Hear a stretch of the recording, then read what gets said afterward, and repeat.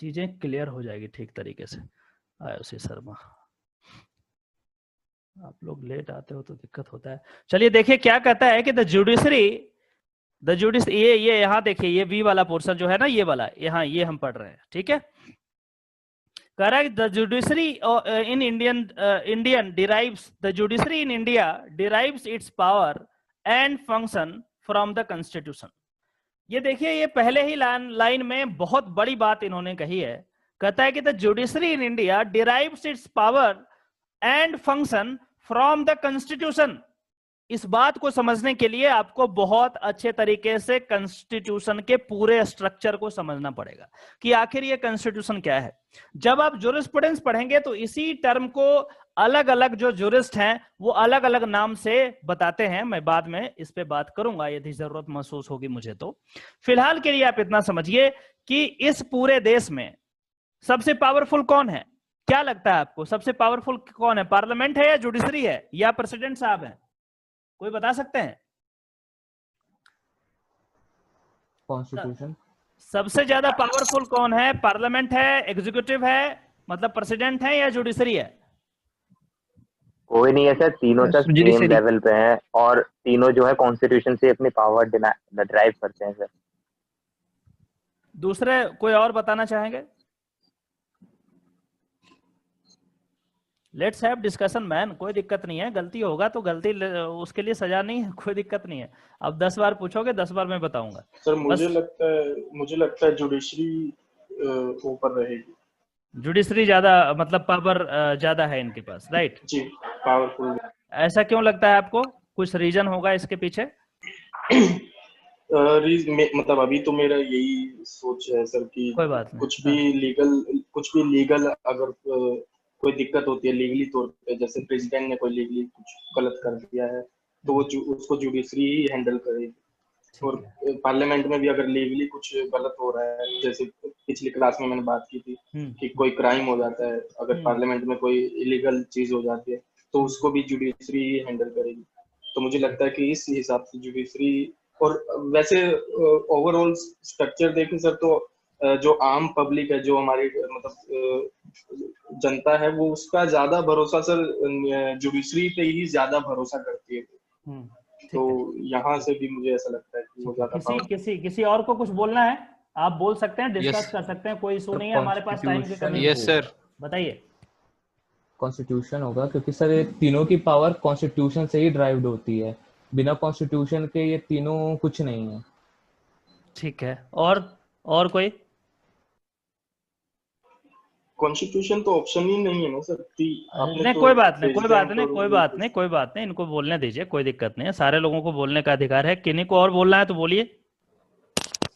Parliament sir. Parliament ज्यादा powerful है, ऐसा क्यों लगता है अरविंद जी आपको? सर क्योंकि सर कोई भी लॉ या फिर कुछ भी इम्प्लीमेंट करना होता है कंट्री में, किसी भी रूल, तो वो पार्लियामेंट से ही पास होता है सर। और जुडिशरी जो है वो चेक एंड बैलेंस का काम करता है। ठीक है, और इसमें यदि हम यहाँ पे एक और ऑप्शन रख दें, इसमें मैं यदि यहाँ पे, कहाँ चला गया ये, कैसे हो गया ये, बैक कैसे होगा? आपको स्क्रीन दिखाई दे रही है सारे लोगों को? जी सर। मुझे ये चैट क्यों दिखा रहा है? चलो ठीक है। यदि हम यहाँ पे एक और जोड़ देते हैं, यहाँ पे है ना, यहाँ पे हम यदि और जोड़ देते हैं, यहाँ पे इसको एक्सटेंड कर लिया जाए और यहाँ पे आर्म फोर्सेस लिख देते हैं। आर्म फोर्सेस मतलब एयरफोर्स, आर्मी और नेवल, नेवी जो है, या सेंट्रल पुलिस फोर्सेस, ये तीनों को एक में कर दिया आर्म फोर्सेस। अब बताइए कौन ज्यादा पावरफुल है? नहीं सर, जुडिशरी है, क्योंकि सर सुप्रीमेसी और लॉ की बात की गई कॉन्स्टिट्यूशन में सबसे पहले। देखिए, ये चीज हमें समझना बहुत जरूरी है। यदि आप ये स्ट्रक्चर को समझ जाएंगे ना, तो फिर आप बहुत अच्छे तरीके से कॉन्स्टिट्यूशन को तो समझेंगे ही समझेंगे, और अपने जिंदगी के, अपने लाइफ में क्या बनना है, आगे क्या एम होना चाहिए। बहुत बार क्या होता है कि हम देख के सीखते हैं कि हाँ देखिए इसके पास इतना पावर है तो हम ऐसे बनना चाहिए, ये वाला जॉब करना चाहिए, वो वाली चीज में बहुत सहायता मिलेगी। चलिए आज हम बताते हैं आपको कि आखिर ये किस तरीके से चलता है। जब ये कॉन्स्टिट्यूशन नहीं था तो हमारे पास कुछ इंडिपेंडेंसी थी नहीं। इंडिपेंडेंस जब हुए उसके बाद सबसे पहला काम क्या किया गया? सबसे पहला काम ये कहा गया कि आप ये जो कॉन्स्टिट्यूशन है, कॉन्स्टिट्यूशन बनाइए, एक स्ट्रक्चर बनाइए, एक स्केलेटन बनाइए। आखिर इसका जरूरत क्यों पड़ गया? ऑब्वियस सी बात है, कांग्रेस थी उस समय में, पॉलिटिकल पार्टियां थी, कोई दिक्कत नहीं था। तो आर्म फोर्सेस भी थी उस समय, 1947 की बात मैं कर रहा हूं। तो ये कॉन्स्टिट्यूशन बनाने का क्या जरूरत पड़ गया? बिना कॉन्स्टिट्यूशन बनाए ही बहुत सारे देश हैं वो काम कर रहे हैं। आपको पता होना चाहिए कि यूके में कोई लिखित संविधान नहीं है। हमारे पास लिखित संविधान है, मैं आपको दिखा सकता हूं यहाँ पे, ये पूरा का पूरा कॉन्स्टिट्यूशन है, लिखित संविधान हमारे पास है। यूके में इस तरीके का कोई संविधान कुछ नहीं है, कुछ नहीं मिलेगा वो, इसीलिए उनको क्या बोलते हैं, अनकोडिफाइड लॉ। तो मैं ये बता रहा हूं कि आखिर संविधान बनाने की जरूरत ही क्यों पड़ी, जब बिना संविधान से भी काम चल रहा है और कहते हैं कि मदर ऑफ द डेमोक्रेसी वो बिना संविधान से रन कर रहा है। तो सबसे पहले देश आजाद होने के बाद, देश आजाद हुआ उसके जस्ट पहले सबसे पहला कोई काम किया गया तो क्या था कि आप जल्दी से जल्दी कॉन्स्टिट्यूशन बनाइए। आखिर ऐसा क्यों, क्या जरूरत पड़ गया था कॉन्स्टिट्यूशन का, क्या कारण था?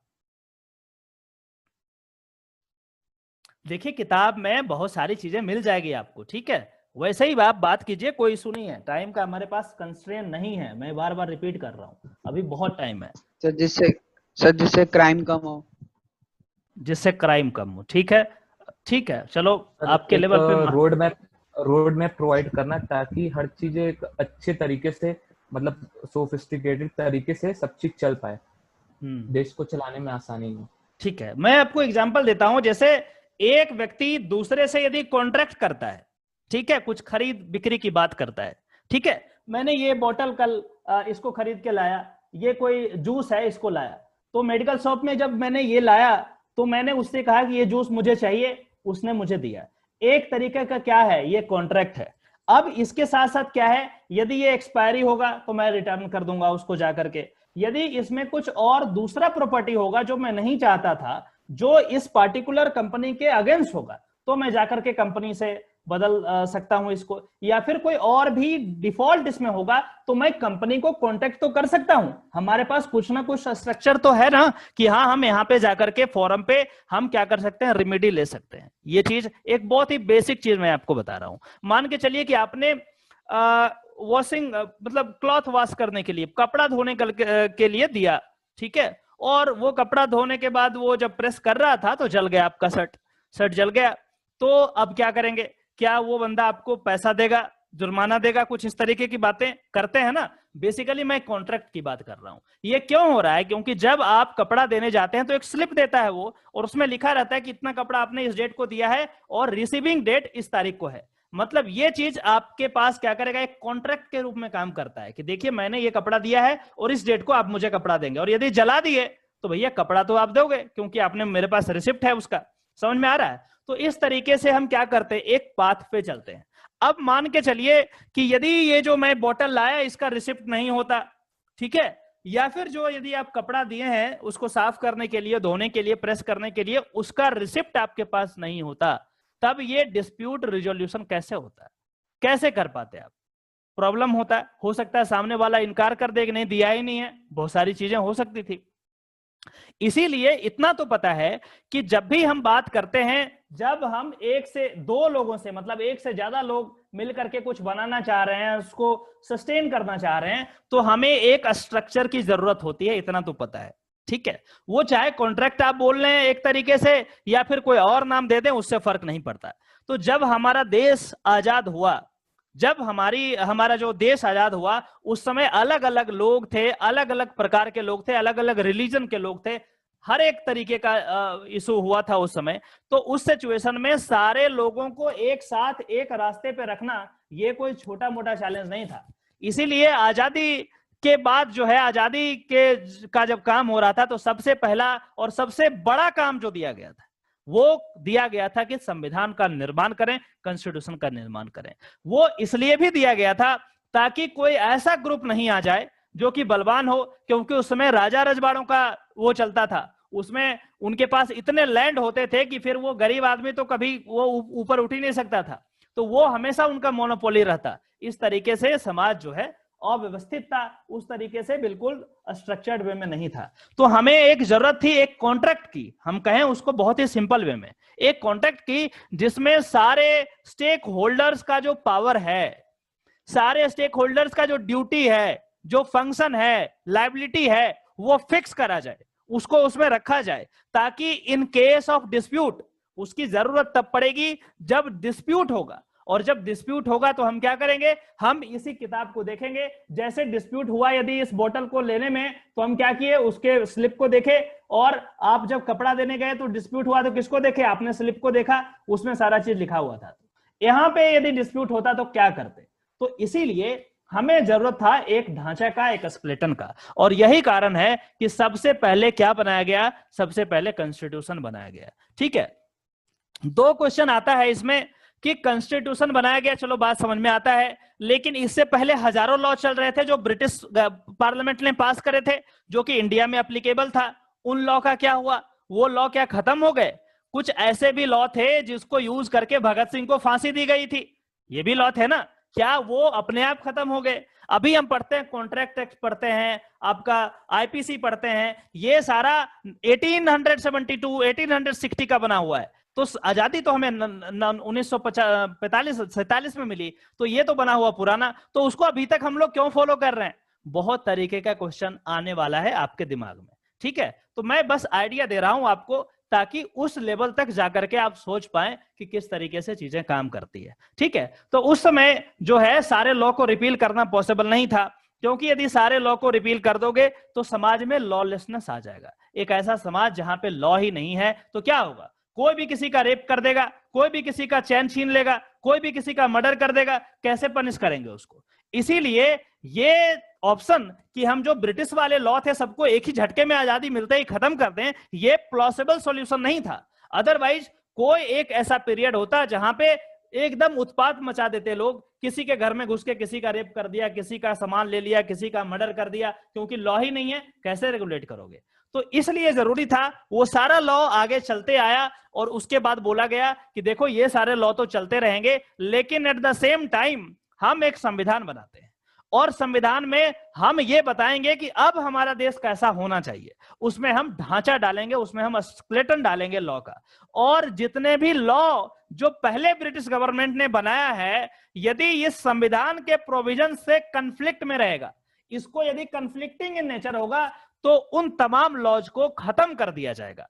उतना ही खत्म किया जाएगा जितना वो संविधान से जो बना है उसके कन्फ्लिक्ट में हो। तो ये क्या होगा, धीरे धीरे 2, 4, 5, 10 साल के अंदर हम क्या करेंगे, उन तमाम लॉज को भी खत्म कर देंगे जो ड्रैकोनियन है, जो खराब है, जो पावर को डिराइव करता है, गवर्नमेंट को पावर देता है और आम जनता को डिप्राइव करता है। उन तमाम लॉ को खत्म कर देंगे और हम संविधान भी तैयार हो जाएगा, और धीरे धीरे संविधान में जो त्रुटियां होगी, जो गलतियां होगी, वो हमारे सामने आ जाएगा। तो इस तरीके से हमने क्या किया, पहला वाला जो लॉ है उसको भी चलने दिया, और साथ के साथ हमने क्या किया, संविधान बना दिया। उसमें आर्टिकल 13 में हम बात करेंगे, जब आपको एडवांस क्लास लेंगे उस समय आपको बहुत ही अलग अलग तरीके से एक एक आर्टिकल में जाकर के मैं बताऊंगा कि किस तरीके से चीजें हुई है। अभी मैंने एक ओवर स्ट्रक्चर देने का प्रयास किया है ताकि आपको एक होलिस्टिक आइडिया मिल जाए कि किस तरीके से चीजें हुई है।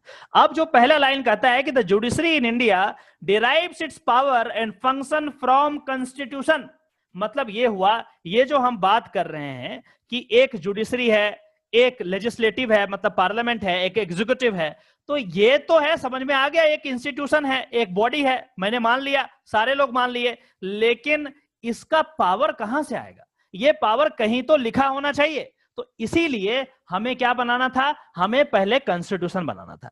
यदि हम पहले लेजिस्लेचर पार्लियामेंट बना देते या फिर एग्जीक्यूटिव बना देते या जुडिशरी बना देते और बिना कॉन्स्टिट्यूशन के, तो प्रॉब्लम यह होता कि इसको ज्यादा पावर मिल जाता, या फिर इसको कम पावर मिलता, या फिर इसको एकदम बिल्कुल कम पावर मिलता, क्योंकि उस समय जो नेता थे उनको जो सही लगता, जो जिस पोजीशन पे थे वो पावर को रिटेन करना चाहते। इसीलिए ऐसा नहीं किया गया, ऐसा नहीं किया गया। इसके अपोजिट, यदि आप हिस्ट्री, लीगल हिस्ट्री वगैरह पढ़े होंगे, इसके अपोजिट क्या करा गया, संविधान सभा को बुलाया गया, सारे कंट्री के चारों कोने से सारे लोगों को रिप्रेजेंटेटिव को बुलाया गया, जो विद्वान लोग थे उनको बुलाया गया और उसके बाद कहा गया देखिए ये अब हमारा देश है, अब हमें इसे आगे बढ़ाना है, अब हम बनाएंगे इसको, जो आपके एरिया में जो भी प्रॉब्लम है, जो भी इश्यूज है, सारे इश्यूज को डिस्कस करिए और उसके बाद एक स्ट्रक्चर बनाएंगे ताकि आगे जो है पूरा देश जितना भी दिन चले इसी संविधान से चले। और इस वजह से ये संविधान लाया गया है यहाँ पे।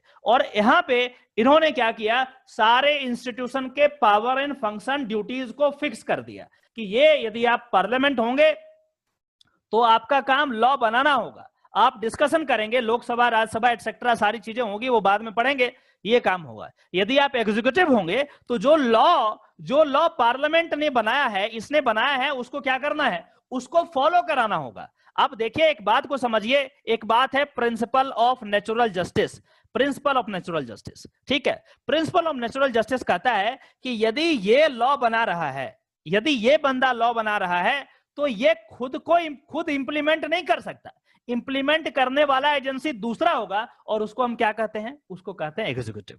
लेजिस्लेचर लॉ बनाएगा, पार्लियामेंट लॉ बनाएगा, लेकिन इंप्लीमेंट वो नहीं कर सकता, उसका पावर नहीं है करने का। किसका पावर है, एग्जीक्यूटिव का पावर है। किसका पावर है, एग्जीक्यूटिव का। अब यहां तक बात समझ में आ गया कि ये लॉ बना दिया, ये इंप्लीमेंट कर दिया। अब बात आया कि यदि इसमें कोई प्रॉब्लम है, लॉ कैसा बना, खराब बना, अच्छा बना, किस तरीके से चीजें हुई है, क्या ये संविधान के मूलभूत ढांचा के अकॉर्डिंग है, क्या जो संविधान बना है या फिर जितने और लॉज हैं क्या उसके कंसोनेंस में है, कहीं उसके किसी भी प्रोविजंस को ब्रीच तो नहीं कर रहा, किसी भी प्रोविजंस को के कॉन्फ्लिक्ट में तो नहीं है। यदि कॉन्फ्लिक्ट में होगा तो कौन खत्म करेगा, ये खत्म करेगा, जुडिशरी खत्म करेगा। इसके पास पावर दिया गया कि आपके पास लॉ की जानकारी है, स्पेशलाइज्ड नॉलेज है, आपको पता है कि कौन सा लॉ कब बना है, कैसा है, नहीं है। और अब देखिए कि जो पहला वाला लॉ है, यदि वो संविधान के किसी भी प्रोविजन से कॉन्फ्लिक्ट करता है तो उसको आप स्ट्राइक डाउन कीजिए, या फिर यदि नया लॉ भी बनता है और कोई ऐसा लॉ बन जाता है जो फंडामेंटल राइट जो आप कॉन्स्टिट्यूशन की बात कर रहे हैं उसके अगेंस्ट है, तो उसको भी आप स्ट्राइक डाउन कर सकते हैं और उसी को दूसरे टर्म में हम कहते हैं कि अनकॉन्स्टिट्यूशनल करार कर सकते हैं, उसको अनकॉन्स्टिट्यूशनल डिक्लेयर कर सकते हैं। और इसीलिए इनके पास एक बड़ी जिम्मेदारी दी गई। तो लेजिस्लेचर जो है वो लॉ बनाएगा, ये एग्जीक्यूट करेगा, ये सब तो पता है आपको। अब लेकिन जो सबसे बड़ी बात है कि इसके पास पावर कहां से आया, इसके पास पावर आया कॉन्स्टिट्यूशन से। मतलब ये हुआ कि ये जो है ये सोर्स ऑफ पावर है। यदि कॉन्स्टिट्यूशन को हटा दिया जाए तो ये जो लेजिस्लेचर, एग्जीक्यूटिव और जुडिशरी ये पावरलेस हो जाएंगे। क्या हो जाएंगे, पावरलेस हो जाएंगे। इसीलिए कॉन्स्टिट्यूशन का रहना बहुत जरूरी है। कॉन्स्टिट्यूशन है तो जुडिशरी है, तो एग्जीक्यूटिव है, तो लेजिस्लेचर है। यदि कॉन्स्टिट्यूशन नहीं रहा तो ये सारी चीजें अपने आप डिसॉल्व हो जाएगी, क्योंकि ये कॉन्स्टिट्यूशन से ही पावर को डिराइव करती है। ये बात समझ में आ गया। तो ये जो पहला लाइन यहां पे है, कहता है the judiciary in India derives it's power and function from the constitution. इसी को जूरिस्प्रूडेंस के भाषा में बहुत सारे जूरिस्ट कहते हैं कि constitution is a grand norm, मतलब एक ऐसा नॉर्म है जहां से सारे लोग, सारे इंस्टीट्यूशन पावर को डिराइव करते हैं। ये वाली चीज है, ठीक है। तो अब कहता है कि विच till date remains the fundamental legal text for the functioning of Indian democracy। अब ऑब्वियसली बात है, अभी तक क्या है, डेमोक्रेसी जो इंडियन डेमोक्रेसी चल रही है वो कॉन्स्टिट्यूशन के अकॉर्डिंग ही चल रही है। तो कॉन्स्टिट्यूशन एक डॉक्यूमेंट है, मात्र एक डॉक्यूमेंट है। बहुत सारे विद्वान लोगों को भी दिक्कत हो जाता है, उनको लगता है कि लॉयर्स जो होते हैं वो सिर्फ कॉन्स्टिट्यूशन ही पढ़ते हैं। मेरे भाई, इससे इसके जैसा जैसा हजारों एक्ट पढ़े हैं। ये तो एक कॉन्स्टिट्यूशन है। कॉन्स्टिट्यूशन को कौन बनाया, इसको पार्लियामेंट ने नहीं बनाया, इसको कॉन्स्टिट्यूएंट असेंबली ने बनाया। लेकिन जब हम एक्ट की बात करते हैं, अभी फार्मर्स बिल पास करके एक्ट बन गया है, या फिर अभी आप ट्रिपल तलाक बिल ला करके फिर एक्ट में बदल दिए, ये सब कौन पास किया, ये सब पार्लियामेंट पास किया है। लेकिन क्या कॉन्स्टिट्यूशन पार्लियामेंट पास किया है क्या, बताइए इस बात को, इस क्वेश्चन को ध्यान से समझिए। क्या कॉन्स्टिट्यूशन को पार्लियामेंट पास किया है या नहीं? नहीं सर। और लोग बताइए। कॉन्स्टिट्यूशन को कॉन्स्टिट्यूएंट असेंबली पास किया है, क्योंकि पार्लियामेंट का एग्जिस्टेंस तब है जब कॉन्स्टिट्यूशन है। यदि कॉन्स्टिट्यूशन नहीं रहेगा तो पार्लियामेंट का कोई मुराद नहीं है, कोई वैल्यू नहीं, वैल्यू लेस हो जाएगा।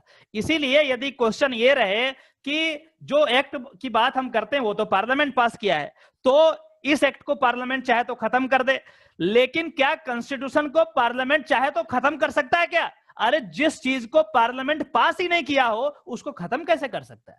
उसको नहीं कर सकता खत्म। आप बात को समझिए, ये सब हाईली टेक्निकल चीज है। अभी आपको बहुत ही सिंपल लैंग्वेज में मैं समझा रहा हूं, आगे जब आप बहुत ही आगे पढ़ेंगे लॉ में आकर के तब चीजें और विस्तार से होगी। यहाँ पे कंस्टिट्यूएंट असेंबली का एक अलग दर्जा है, लेकिन पार्लियामेंट का एक अलग दर्जा है। पार्लियामेंट तब बना जब कॉन्स्टिट्यूशन आया, लेकिन कंस्टिट्यूएंट असेंबली की जब बात करते हैं तो कंस्टिट्यूएंट असेंबली ने कॉन्स्टिट्यूशन को बनाया, तो पार्लियामेंट कॉन्स्टिट्यूशन को कैसे रिप्लेस कर सकता है? जो चीज बनाया नहीं उसको कैसे रिप्लेस कर सकता है? चलिए आगे हम बात करते हैं। देखिए अब बात करता है कि ये चीज तो हमको समझ में आ गया कि 3 बॉडी है, एक लेजिस्लेटिव है, एक एग्जीक्यूटिव है, एक जुडिशरी है। अब हम कहते हैं कि हमारे देश में जो है ये दोनों जो है लेजिस्लेटिव और एग्जीक्यूटिव, ये थोड़ा मिक्सिंग टाइप का है। मतलब एक क्लियर कट लाइन मुझे समझ में नहीं आता, कोई ड्रॉ नहीं कर सकता कि ये क्षेत्र है, यहां से लेजिस्लेचर का शुरू हो गया और यहां से एग्जीक्यूटिव हो गया। ये दोनों बेसिकली मिले हुए एक दूसरे से, ओवरलैपिंग है एक दूसरे पे। लेकिन जब हम जुडिशरी की बात करते हैं, ये कॉन्स्टिट्यूशन कहता है कि ये कंप्लीटली इंडिपेंडेंट है। मतलब ये दोनों में तो ब्लर हो सकता है लाइन की, ये वाला इधर है या यहां पे है, ब्लर हो सकता है, ब्लर है भी। लेकिन जब हम जुडिशरी की बात करते हैं तो ये फिक्स है कि ये लाइन यहां पे जरूर है, ये फिक्स है कि ये लाइन यहां पे जरूर है। समझ में आ गया बात? तो यहां पे जो लाइन है ये चीज, तो इसी को हम कहते हैं लीगल लैंग्वेज में कि इंडिपेंडेंस ऑफ जुडिशरी। जुडिशरी की इंडिपेंडेंस की बात कर रहा है, मतलब यहां से ये बिल्कुल अलग हो गया। क्यों अलग हो गया? क्या जरूरत था जुडिशरी को इंडिपेंडेंट होने का? आखिर ऐसा क्या पड़ गया था? क्या ज्यादा लोग जो कॉन्स्टिट्यूशन बनाने वाले थे क्या जुडिशरी पे ही फेथ किए थे? क्यों इनको इंडिपेंडेंट करना चाहते थे? क्या रीजन है? इसको हम यहाँ पे समझने का प्रयास करते हैं। ठीक है, अब कहता है कि it has been discuss in part 1 this article 50। अब इसको याद करना है आपको, क्या है article 50? Article 50 of the Indian constitution lays the rule of independence of judiciary. बोल रहा है कि जब हम इंडिपेंडेंस ऑफ जुडिशरी की बात करते हैं तो कहीं ना कहीं तो लिखा गया होगा ना ये संविधान में। तो कहता है कि आर्टिकल 50 यदि आप देखेंगे, आर्टिकल 50 में कहता है, देखिए आपके लिए मैंने यहाँ पे लिख रखा है, आर्टिकल 50 में कहता है separation of judiciary from executive. बोलता है कि आप जुडिशरी को एग्जीक्यूटिव वाले विंग से सेपरेट करके रखें। क्यों सेपरेट करना उसके बारे में बाद में हम पढ़ेंगे, लेकिन इसका जो एज इट इज कंटेंट है उसको हम एक बार देखने का प्रयास करते हैं कि आखिर आर्टिकल 50 में क्या लिखा हुआ है। कहता है the state shall take steps to separate the judiciary from the executive in the public service of the state। मतलब स्टेट की ये जिम्मेदारी है कि जुडिशरी को वो अलग करे, जुडिशरी को वो अलग तरीके से सेपरेट करके रखे और अपने आप में ये जो एग्जीक्यूटिव और लेजिस्लेचर में मिक्स नहीं करे। ऐसा कहा, क्यों कहा गया है उसको बाद में हम देखेंगे। कहता है this is understood as judiciary's autonomous status separate from the executive और legislative wing of the government. Independence of judiciary helps, अब देखिए क्या कहता है कि independence of judiciary helps in the maintenance of rule of law. अब देखिए ये क्या है भाई, रूल ऑफ लॉ क्या है? ये कहता है कि इंडिपेंडेंस ऑफ जुडिशरी हेल्प्स, मदद करता है इन the maintenance of rule of law, ensuring good governance and creating a free and fair society। मतलब यदि जुडिशरी को हम इंडिपेंडेंट नहीं मानते हैं, यदि नहीं करते हैं, या फिर यदि संविधान इसको इंडिपेंडेंट नहीं करता, तो मान के चलिए ये क्लियर हो जाता है कि फ्री एंड फेयर सोसाइटी नहीं रह सकता। मतलब वही हुआ कि वो होता है ना, मतलब जो बड़ी मछली छोटे मछली को खा जाती है, उस तरीके का समाज में हो जाता है। जो बड़े लोग होते हैं दूसरे जो छोटे वाले हैं उसको दबा देते हैं। लेकिन यहाँ पे कह रहा है कि फ्री एंड फेयर सोसाइटी के लिए जुडिशरी का होना बहुत जरूरी है। यहाँ पे पार्लियामेंट का नाम नहीं लिया, यहाँ पे एग्जीक्यूटिव का नाम नहीं लिया, यहाँ पे लेजिस्लेचर का नाम नहीं लिया, यहाँ पे जुडिशरी का नाम आखिर क्यों ले रहा है? क्योंकि संविधान शुरुआत से ही यदि ज्यादा फेथ किया है किसी पे, वो जुडिशरी है। हालांकि ये बात को वो एक्सप्लिसिटली कहीं लिखा नहीं, लेकिन इसके इंटरप्रिटेशन से तो यही लगता है कि जो ज्यादा विश्वास था वो जुडिशरी पे था कि यदि ये पिलर थोड़ा भी इधर उधर किया तो समाज खराब हो जाएगा। यहां पे लिखता है कि independence of judiciary helps in the maintenance of rule of law, ensuring good governance, मतलब जुडिशरी यदि इंडिपेंडेंट नहीं है तो गुड गवर्नेंस नहीं होने वाला है। यहां देखिए गुड गवर्नेंस ये वाला नहीं होगा। And creating a free and fair society, मतलब जुडिशरी यदि इंडिपेंडेंट नहीं होगा तो फ्री एंड फेयर सोसाइटी नहीं क्रिएट होगा। ये दो बात तो हम समझ लिए, लेकिन अब एक तीसरा जो यहाँ पे पहले में था कि rule of law, judiciary helps in maintenance of rule of law, independence of judiciary helps in the maintenance of rule of law. आखिर रूल ऑफ लॉ का मतलब क्या होता है? रूल ऑफ लॉ मतलब क्या होता है? कोई आप मुझे बता सकते हैं कि रूल ऑफ लॉ का मतलब क्या होता है? क्या समझते हैं रूल ऑफ लॉ से? कोई एग्जांपल दे करके कुछ बताना चाहेंगे तो आप बताइए, most welcome. Rule of law मतलब जैसे कि जो भी होगा, जो चीज भी होगी इंडियन कंटेक्स्ट में या इंडियन टेरिटरी में, वो लॉ के अकॉर्डिंग होगी जो कॉन्स्टिट्यूशन में है। कोई उससे ऊपर नहीं है सर लॉ से, सबको लॉ के अकॉर्डिंग एक्ट करना पड़ेगा। और इस चीज को मेंटेन करता है जुडिशरी। और कोई बता सकते हैं कुछ? सर जो लॉ में लिख दिया है वही सही है, बाकी अगर उसके अगेंस्ट जाता है वो गलत है। और कोई बता सकते हैं? जी सर, जो रूल बनाए गए हैं उनके अकॉर्डिंग ही काम होगा, जैसे लॉस बनाए गए हैं, कानून बनाया गया है, उसके अकॉर्डिंग ही सब चलेंगे। इसके लिए रूल ऑफ लॉ की बात की गई है। किसी को और बताना तो बता सकते हैं, कोई दिक्कत नहीं है। सर लॉ सबके लिए इक्वल है, इवन प्राइम मिनिस्टर हो या फिर एक नॉर्मल सिटीजन ऑफ इंडिया हो। ठीक है, देखिए रूल ऑफ लॉ एक बहुत ही ब्रॉड टर्म है, इस पे बड़ा बहुत रिसर्च पड़ा है। रूल ऑफ लॉ का मतलब क्या होता है? अभी के लिए आप इतना समझिए, रूल ऑफ लॉ का मतलब होता है supremacy of law. Supremacy of law मतलब लॉ ही प्रधान है, इससे ऊपर कुछ नहीं है। मतलब चाहे कोई भी रहे, प्रधानमंत्री रहे, राष्ट्रपति रहे, जज स्वयं क्यों ना हो उससे फर्क नहीं पड़ता, कोर्ट ही स्वयं क्यों ना हो उससे फर्क नहीं पड़ता, कोई भी रहे फर्क नहीं पड़ता, प्रेसिडेंट रहे या कितने भी बड़े इंपॉर्टेंट आदमी रहे उससे फर्क नहीं पड़ता। लॉ सबसे सुप्रीम है, क्योंकि यहां पे स्ट्रक्चर देखिए, कॉन्स्टिट्यूशन सबसे सुप्रीम यहां माना गया है, और इसीलिए कहा गया है कि rule of law. Rule of law किसका रूल है? लॉ का रूल है। लॉ जो होगा उसी के अकॉर्डिंग आपकी रूलिंग्स भी होगी। यह सिंपल सा मतलब होता है। मतलब इसको दूसरे शब्दों में यदि हम कहें तो कहता है कि no one is above the law, कोई भी लॉ से ऊपर नहीं है। ये हमारा पूरा का पूरा स्ट्रक्चर है, और कहता है कि लॉ हर हाल में फॉलो होना चाहिए, चाहे किसी भी परिस्थिति में रूल ऑफ लॉ का हमारा क्या करना है, उसको फॉलो करना है।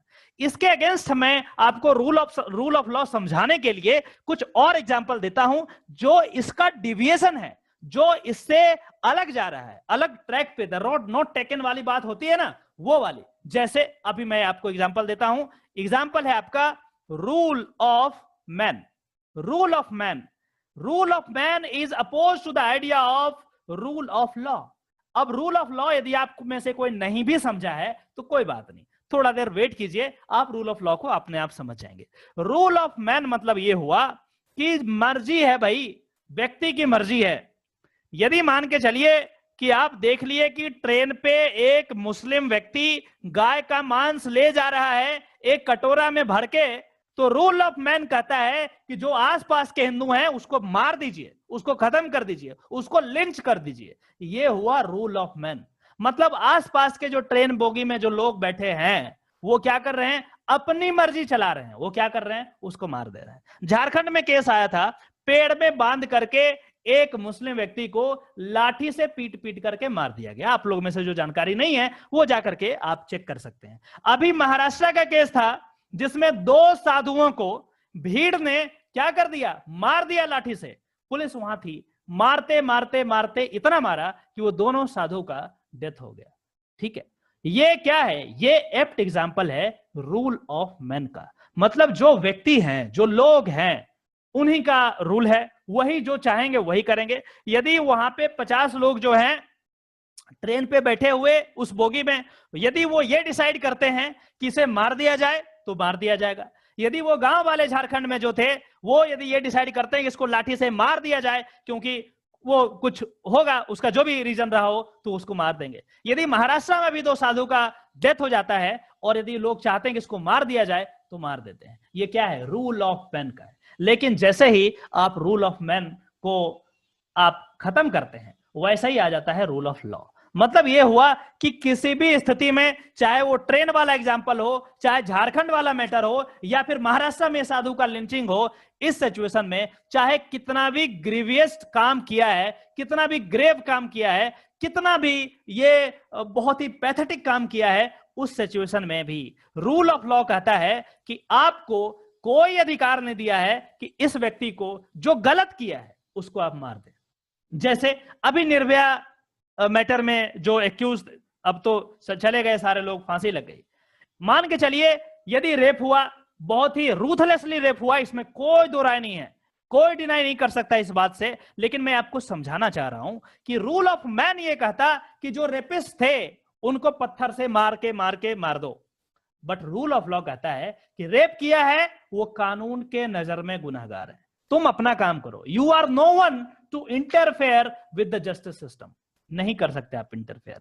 तो ये जो दूसरा वाला कैटेगरी है, हम लोग दूसरे वाले को बिलीव करते हैं, रूल ऑफ लॉ को, ना कि रूल ऑफ मैन को। ठीक है, अब हमारा क्लास खत्म हो जाएगा, आप लोग सारे लोग दोबारा जुड़ जाइएगा ताकि हम इसको फिर से शुरू कर सकें। ठीक है,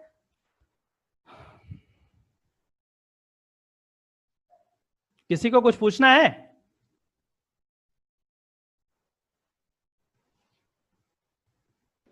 जी सर, पूछना है, पूछिए। जो आपने पूछा था कि कौन सा ज्यादा पावरफुल है, तो कॉन्स्टिट्यूशन ही होगा उसमें, जैसे लेजिस्लेटिव, एग्जीक्यूटिव या जुडिशरी, कौन सा ज्यादा पावरफुल है उसमें? बताएंगे भाई, बताएंगे, अभी तो चैप्टर शुरू हुआ है, समय लगेगा, अपने आप बता दोगे, ऐसा क्या है, अपने आप बता दोगे, आप टेंशन मत लो, पेशेंस रखिए, थोड़ा पेशेंस रखिएगा तभी तो होगा काम। ठीक है।